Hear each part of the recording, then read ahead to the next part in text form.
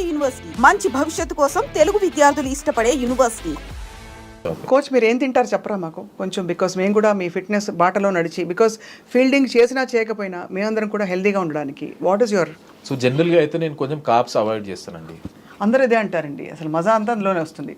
Actually ఏంటంటే ఇది మొన్న నేను ఏదో ఇంటర్వ్యూ చూశాను, మన రామ్ గోపాల్ వర్మ అన్నారు, మన తినేది తిండి ఆకలిస్తే తినాలి కానీ నచ్చితే తినడం అన్నట్టు. కొన్నిసార్లు ఏంటంటే నేను బోరింగ్ తిండి కూడా తినేస్తాను. Like what? So I eat lot of fibre, salad ఇవన్నీ తింటాను. ప్రోటీన్ కోసం నేను నాన్ వెజ్, చికెన్, ఎగ్స్ ఇవి కొంచెం తింటాను. బట్ కార్బ్స్ ఎంతైతే అంత అవాయిడ్ చేస్తాను అవసరం బట్టి.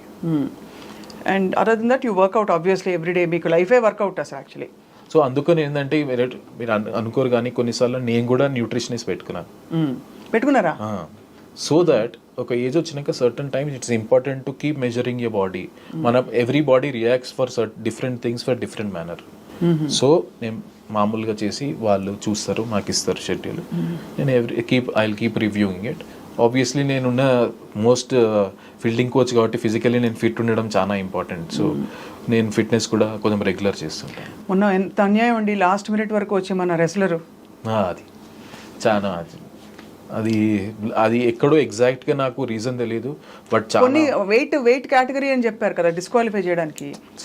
అట్లాంటి స్పోర్ట్లో కొన్నిసార్లు it just go by inches and I felt very sad for her. ఎందుకంటే పాపం అంత కష్టపడి వచ్చి she deserved it. But overall sports మనం దున్నేస్తున్నామండి వరల్డ్. అసలు చూడండి మనం ఎన్ని కేటగిరీస్లో కొత్తగా అసలు ఫెసిలిటీస్ కూడా సరిగ్గా లేని స్పోర్ట్స్లో ఎలా అందరూ ఈదుకుంటూ వచ్చేస్తారండి పిల్లలు, ఎంత ముచ్చటేస్తారు. అవేర్నెస్ అండి. కొన్నిసార్లు నేను మా జిమ్ఖానా గ్రౌండ్ ఉంది, వెనకాల ఫుట్బాల్ గ్రౌండ్ ఉంది, దాంట్లో అథ్లెట్స్ దొరుకుతుంటారు without goal in front, without nothing, but they keep working hard day in day out. నా ఉద్దేశంలో ఎంతో మన దగ్గర టాలెంట్ చాలా ఉంది, కొంచెం ఇన్ఫ్రాస్ట్రక్చర్, కొంచెం ఎంకరేజ్మెంట్ పెరుగుతున్న కొద్దీ సెల్ఫ్ బిలీఫ్ అనేది పెరుగుతుంది. ఎందుకంటే మీరు మీరు మెడల్స్ చూడండి, ఎవ్రీ ఇయర్ మనం కొంచెం పెంచుకుంటూ వెళ్తున్నాం డిఫరెంట్ స్పోర్ట్లో. సో ఆ సెల్ఫ్ బిలీఫ్ అని వచ్చి ప్లస్ ఇన్ఫ్రాస్ట్రక్చర్ సైడ్ వైజ్ కొంచెం డెవలప్ అయితే మనం అన్ని స్పోర్ట్లో చాలా ఇంకా మెడల్ తీసుకురావచ్చు. చాలా అవును, అబ్సల్యూట్లీ.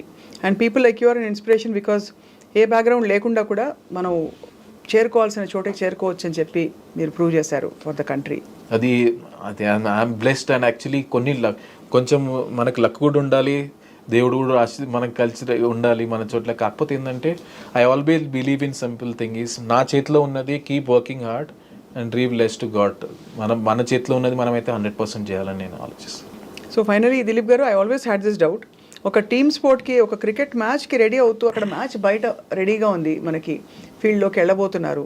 క్రికెట్ టీం గ్రీన్ రూమ్లో ఏం చేస్తారు సార్? దేవుడికి మొక్కుతారా, లేకపోతే వాళ్ళందరూ కలిసి హగ్ చేసుకుంటారా, ఇట్లా అంటారా, అట్లా అంటారా, ఏముంటుంది? What happens in the green room just before the beginning of a match? Actually opposite అండి. అవునా? ఆపోజిట్ అవుతుంది. ఎందుకంటే మ్యాచ్ ముందట రోజు ఏం ప్రిపరేషన్ కావాలని అన్నీ చేసేస్తాం యాజ్ అ కోచ్గా. మేము టాక్టిక్, స్ట్రాటజీ ఏమైనా డిస్కషన్ చేసుకోవాలన్నా అన్నీ చేసుకుంటాం. On a match day it's players day, we take a back seat. And every individual preparation వాళ్ళకు ఉంటుంది. కొంతమంది కామ్గా ఉండాలనుకుంటారు, కొంతమంది వేరే వాళ్ళతో మాట్లాడాలనుకుంటారు, కొంతమంది లైట్లో వెళ్ళి బయట కూర్చోవాలనుకుంటారు. So everybody has different ways. So we take a back seat on that day. మీకేం కావాలనేది ప్రొవైడ్ చేస్తాం. We are there to help you. You also monitor what they eat and all that sir? అంటే ఇంత తినద్దు, దానికి మన ఎస్ఎన్సీ ఉంటాడు, వాళ్ళతో చెప్తారు కదా, మీరు మంచి చెడు చెప్పాలి కదండి మీరే కోచ్. సో వాళ్ళు ఏంటంటే ఈ లెవెల్లో వచ్చినప్పుడు ఏమవుతుంది, వాళ్ళకు అండర్స్టాండింగ్ ఉంటుంది, ఏది వాళ్ళకి హెల్తీ, ఏది నాకు హెల్తీ. ప్లస్ ఇంకా మా ఎస్ఎన్సీ ఉంటారు, స్పోర్ట్స్ సైన్స్ టీం ఉంటుంది, వాళ్ళు అక్కడ పెట్టే బఫే వాళ్ళతో మాట్లాడి what is best for the team అనేది వాళ్ళు చూస్తారు. బాబోయ్, కానీ ప్రతిసారి అంత ఫేమ్ వచ్చి మామూలుగా ఊరికే రాదు. ప్రతి మ్యాచ్ ముందు the same round of tension అనండి, ప్రిపేర్డ్నెస్ అనండి, everything has to happen. So I think that is why we have to salute that people. ఈ కాలంలో ఎవరైతే 10 years ఆడారు, మీరు జస్ప్రీత్ బుమ్రాని తీసుకోండి, విరాట్ కోహ్లీని తీసుకోండి, రోహిత్ శర్మని తీసుకోండి, అశ్విన్ని తీసుకోండి, జడేజాని తీసుకోండి, ఎవరైతే ఈ 10 years ఆడిన క్రికెటర్స్ ఉన్నారో వాళ్ళని హ్యాట్స్ ఆఫ్ చెప్పాలి. ఎందుకంటే అన్ని ఫార్మాట్లో అంత ఈజీ కాదు. Day in day after keep performing in a country like where everybody expects you to perform every day and win every day. So వాళ్ళు 10 years ఆడారంటే నిజంగా సెల్యూట్ చెప్పాలి. No salute to all the sportsmen in the country, sports women in the country also, of course I include that, and salute to all the people who cross their barriers and who have reached like you have. Thanks, thank you. It's wonderful interaction with you Dilip గారు. My pleasure అండి. మిమ్మల్ని తెలుసుకోవడం మాకు చాలా సంతోషంగా ఉంది ఇవాళ. నేను యాక్చువల్లీ షేర్ చేసుకోవడం కూడా నాకు ఆనందమైంది, ఎందుకంటే దీనిలో చూసి చాలా తెలుగు వాళ్ళు బిలీవ్ చేయాలి ఏంటంటే తెలుగు అనేది బ్యారియర్ కాదు.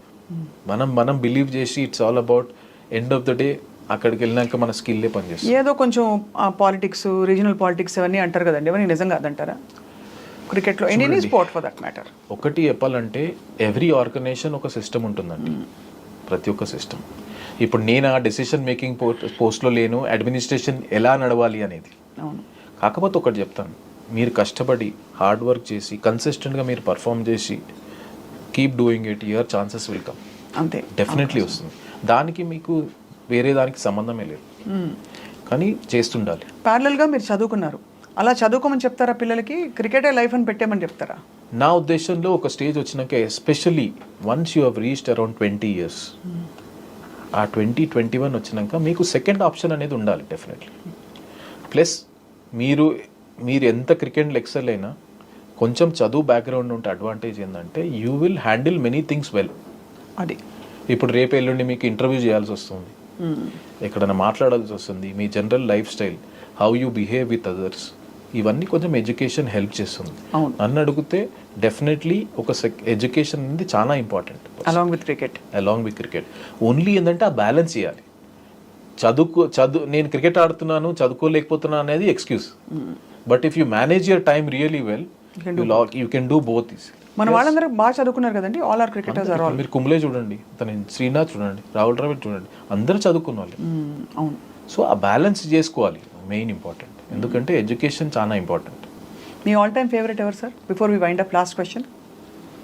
All time favourite as a player cricketer, ఒక్క పేరే. నాకైతే ఇష్టం, చిన్నప్పటి నుంచి నేను చూసింది ఏంటంటే సచిన్ టెండూల్కర్ అండి. అవునా? నాకు చాలా ఇష్టం, ఎందుకంటే నేను ఇంట్లో పోస్టర్లు పెట్టుకొని చూసేటోని.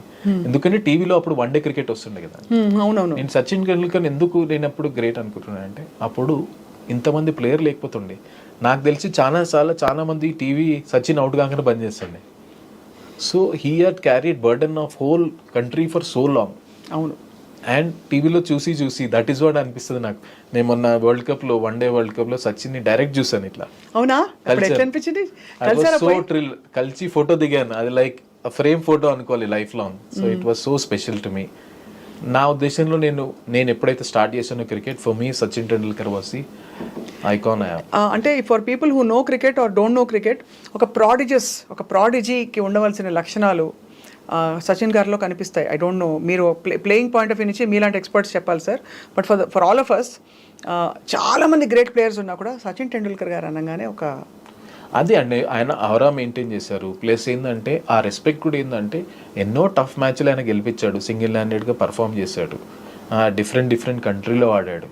Plus over a long period ఇవంతా సక్సెస్ అయిపోయినాక కూడా when you meet as a human being, he has a very down to earth.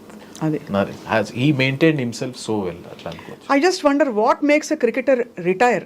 నేను రిటైర్ అవుతా ఎందుకు చెప్తారా? ఏజా, లేకపోతే ఇంకా చాలా ఎబ్బా అనిపిస్తుందా? అంత మంచిగా ఆడుతూ ఎందుకు రిటైర్ అవుతారు అసలు? ప్రతి ఒక్కళ్ళ బాడీ వాళ్ళకే తెలుస్తుందండి. ఎందుకంటే ఒక ఇంటర్నేషనల్ ఆడాలంటే ఆ లెవెల్ ఎక్స్పెక్టేషన్స్ వేరే ఉంటాయండి. ఎందుకంటే ఉట్టి సపోజ్ బ్యాటింగ్ అనుకుంటాం, బ్యాటింగ్ ఒక్కటే సరిపోతుంది కదా, దాని తర్వాత ఫీల్డింగ్ చేయాల్సి వస్తుంది అన్న వాళ్ళు. So everybody knows their body so well, వాళ్ళకి తెలుస్తుంది ఏ time which is I'm I able to give my 100% to the team అని తెలుసుకోవాలి. నాట్, వాళ్ళకి తెలుస్తుంది. That's when they take that decision. Oh now it's clear. అందులో ఫీల్డింగ్ అంటే మరి చాలా స్టామినా కావాలి. కొంతమంది అనుకుంటారంటే ఓవరాల్ గా ఎప్పుడైతే వాళ్ళకి అనిపిస్తుంది. So that is why they take that.